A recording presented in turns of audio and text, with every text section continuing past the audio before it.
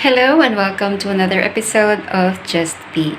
Today's guest on the second episode for our Advent topic on time for self care is a person I never expected to become a friend of mine.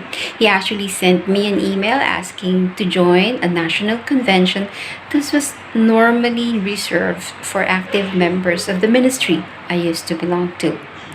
And by God's grace, He put us together and we became close because of the similarities in our experiences. This person is also very talented, quite handsome, and an aspiring photographer. So now, with no further ado, I bring to you Mr. Angelino Chan Jr. Yay! Hello, everyone.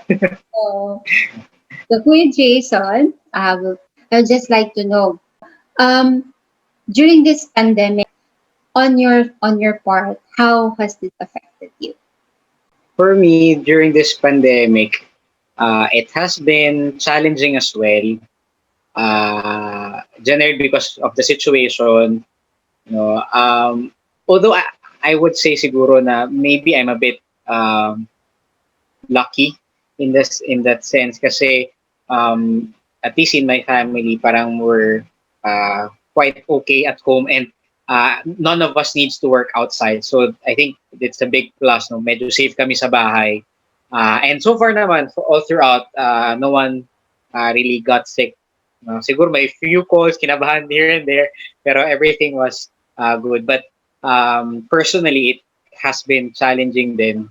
There were times na it affected me negatively. Ayun, there would be moments or weeks, or minsan months na I felt uh, dito, no direction. I mean, I work alone sa bahay. I don't really interact much. So, ayun, I think it made it more difficult kasi I have less opportunity to talk to other people. Generally, I would say, even years back, kahit wala pa ng pandemic, I always had this question. I always ask na, Lord, sabi mo na sa akin agad para I can spend most of my years doing those things. I become impatient or I become wary na what if I'm not in the right place? What if I'm mali yung choices ko and all that? So even before I had that, and then during this pandemic, it becomes parang more apparent. I guess because I'm alone, no, I get to start to parang have to face those questions again, no. Plus my own challenges sa work and sa community nga, as I've mentioned. I'm thinking na maybe I'm wasting my time or maybe I'm wasting the organization's resources. No, maybe they could have hired someone better. All these questions easy, and I think many of us know it's easy to set aside those questions kasi Mm. it's scary to look at or to answer or just the feeling na I don't think I could ever answer it. One of my close friends, the first time na pregnant siya, actually, nakunan siya. But that was years ago. And then, late last year, ayun, they had another child. No? So, nung July, I believe, nung manganak na siya, Mm-hmm. there has been a complication. And, ayun, unfortunately, she died after giving birth. No? So, healthy naman yung baby and all that. CS kasi, so unconscious siya. After manganak, she had to be back to the operation room kasi about bleeding, I'm not clear, no? Pero, ayun, it's just so sad na I knew how much she waited for that. But that had to happen. And I felt um, of all circumstances, of all people, I felt na she was kind and humble and tries to help a lot of people as much as she can. But say we're quite close, no, and she's one of the person that I always talk about things about life, our direction, or our uncertainties and all that. Really shook me, no, when that happened. Um, it made me ask further, no, parang what is this life all about? She was like your anchor kasi, no? Parang lumalabas na she's your go-to for strength also aside from direction such that nung wala siya, parang na ano ka, na nawalan ka ng pinagkakapitan.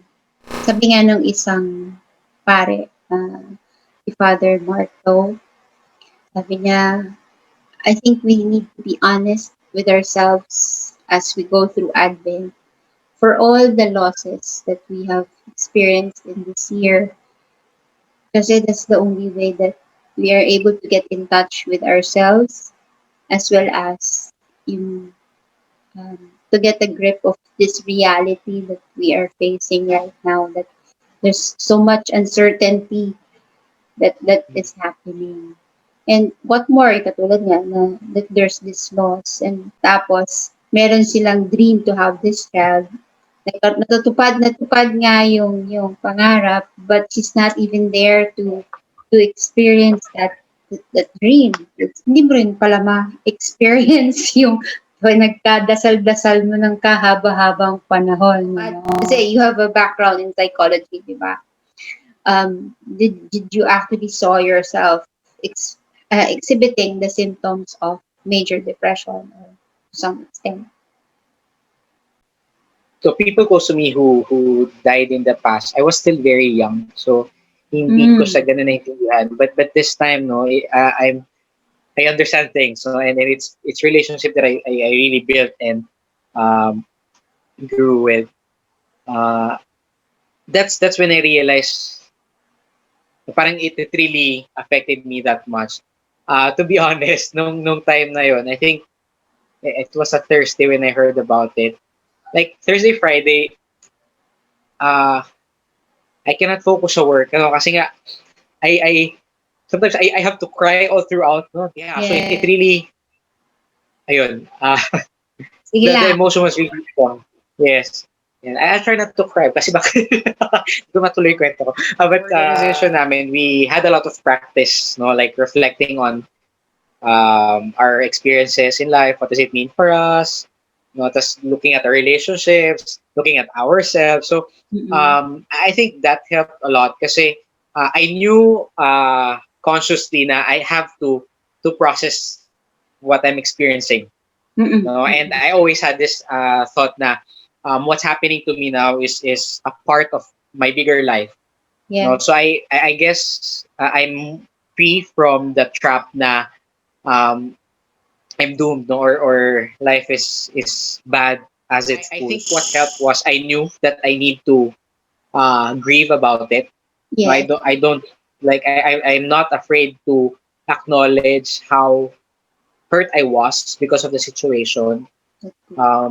I don't have to like deny or all that. So I think that helped na I was ready to go through that process. No.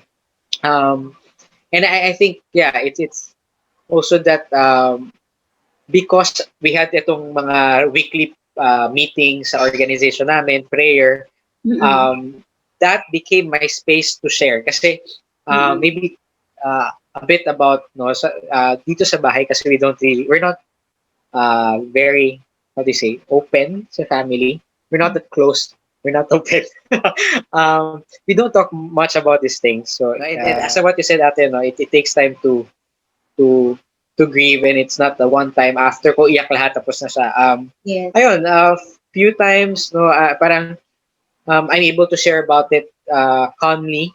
No, there were times, and then a few weeks after, a few months, when we talk about it again, just reflecting on their life, ayun, I get to matatouch ulit, no, and yeah, for me, I think becoming aware that that's normal, parang it doesn't give me any additional worry. Yes. So Okay. yeah, I think it's easier for me to accept na that's the process, and it's okay na ma-hurt from time to time. That's part of why. That's part of when we love people, I think. Yeah, and it's just to accept na it's that's the way, you know.